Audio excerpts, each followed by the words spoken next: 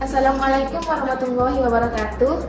Kami akan mempresentasikan hasil storyboard kami yang berjudul Tingkat Polusi Udara di Negara-negara ASEAN. Sebelumnya, saya akan memperkenalkan anggota-anggota kelompok kami, yaitu terdiri dari saya sendiri, Clarita, Renata Ikhlasunisa Samara, Raja Ardariza Fitriani, Siti Reti Ramadhani, Sri Dandi, dan Yulia Desya. Isi dari storyboard kami adalah yaitu untuk mengetahui tingkat polusi udara beserta penyebab, dampak yang dirasakan, dan bagaimana cara negara untuk mengurangi polusi udara di negara tersebut. Nah, sebelum kami akan mempresentasikan hasil data-data yang kami dapatkan, sebelumnya berapa banyak orang yang meninggal karena polusi udara? Menurut WHO, 7 juta kematian setiap tahun sebagai akibat dari paparan terhadap partikel halus dalam udara yang tercemar. Dan berapa banyak orang yang menghirup udara yang tidak sehat?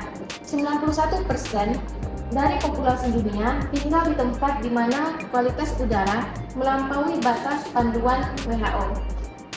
Sebagian besar kematian ini terjadi di negara berpenghasilan rendah dan menengah, dan terutama terkonsentrasi di kawasan Asia Tenggara dan Pasifik Barat.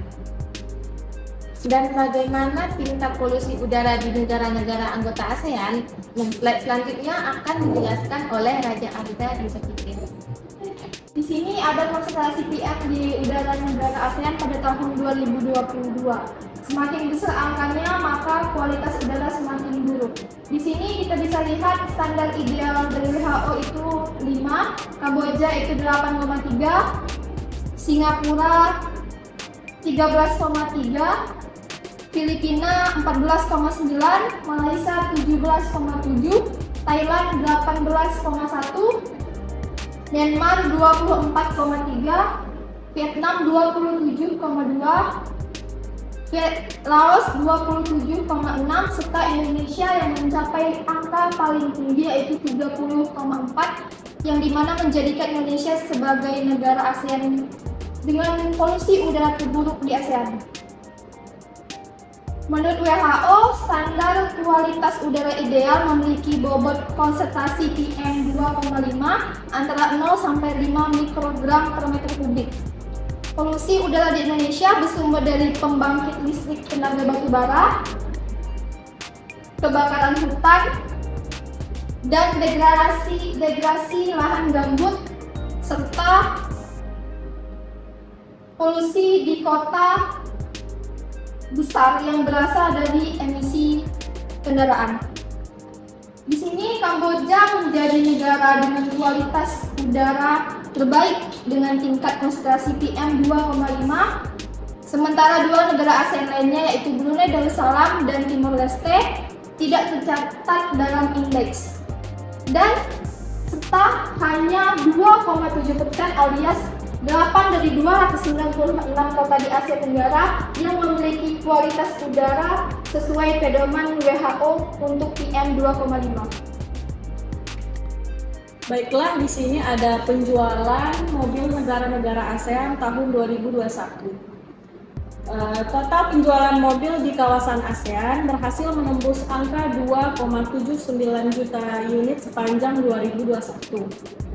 Jumlah ini mengalami kenaikan sekitar 14% dari tahun 2020. Kenaikan ini merupakan yang pertama kalinya dalam 3 tahun terakhir dengan penjualan terbesar diraih oleh Indonesia. Lalu data ASEAN Automotive Federation atau AFF menunjukkan penjualan mobil di Indonesia dari Januari sampai Desember 2021 mencapai 887.000 unit atau naik 66,8%. Penjualan mobil di Indonesia mengalahkan Thailand yang mencatat 754.000 unit. Penjualan mobil di Thailand itu justru turun 4,8% dibanding tahun 2020. Di urutan ketiga yaitu ada negara Malaysia. Negeri jiran itu mencatat penjualan mobil sebanyak 508.000 unit, sementara Vietnam di posisi keempat yaitu dengan 304.000 unit. lalu ada Filipina terpaut tipis dengan Vietnam. Sepanjang 2021 penjualan mobil Filipina sebanyak 268.000 unit, setelahnya ada Singapura dan Myanmar dengan penjualan masing-masing hanya 58.000 unit dan 9.000 unit. Lalu di sini ada emisi kendaraan bermotor berkontribusi dengan sebesar 70% terhadap pencemaran nitrogen oksida, karbon monoksida, sulfur dioksida, dan partikulat yang mana di wilayah ini berada di wilayah perkotaan.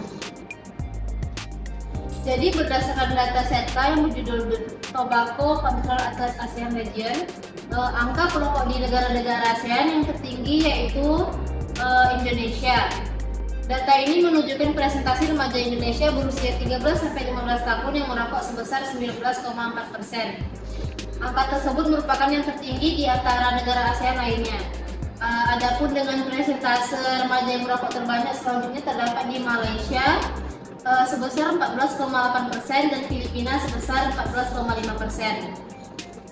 Thailand menduduki posisi keempat dengan presentase remaja yang merokok sebesar 11,3%. Kemudian diikuti oleh Brunei Darussalam sebesar 8,9%. Selisih tipis dengan Brunei dan Myanmar. Myanmar menempati posisi ke-6 dengan presentase sebesar 8,3%. Sementara itu, presentasi terkecil remaja yang merokok terdapat di Kamboja sebesar 2,4%. Dari data box, 96 juta orang Indonesia jadi perokok pasif. Adapun kasus tuberkulosis per 100.000 orang. Filipina adalah negara dengan tingkat insiden tuberkulosis atau TBC terbesar di kawasan Asia Tenggara. Insiden TBC adalah perkiraan jumlah kasus TBC baru dan kasus kambuh yang timbul pada tahun tertentu. Myanmar dengan angka insiden TBC terbesar yaitu 308 per 100.000 penduduk. Selanjutnya ada Indonesia sebesar 301 per 100.000 penduduk. Diikuti Kamboja dengan 274 insiden per 100.000 penduduk. Setelahnya ada Vietnam dengan insiden TBC sebesar 176 per 100.000 penduduk. Kemudian Thailand sebesar 150 per 100.000 penduduk. Laos 149 per 100.000 penduduk. Dan Malaysia sebesar 92 per 100.000 penduduk. Lalu insiden TBC di Brunei Darussalam sebesar 83 per 100.000 penduduk. Dan di urutan terakhir ada Singapura dengan 46 insiden per 100.000 penduduk. Berdasarkan data WHO, angka kematian TBC mencapai 1,5 juta jiwa di seluruh dunia pada tahun 2020. Dengan demikian, rata-rata ada 1 orang meninggal setiap 21 detik karena TBC. Adapun tingkat kematian akibat TBC secara global mencapai 19 dari 100.000 penduduk. Berdasarkan data Bank Dunia, jumlah insiden TBC di Filipina mencapai 539 per 100.000 penduduk pada tahun 2020. Angka tersebut merupakan yang tertinggi dibanding negara-negara anggota ASEAN lainnya. Nah, selanjutnya apa yang dilakukan oleh Singapura untuk mengurangi polusi udara?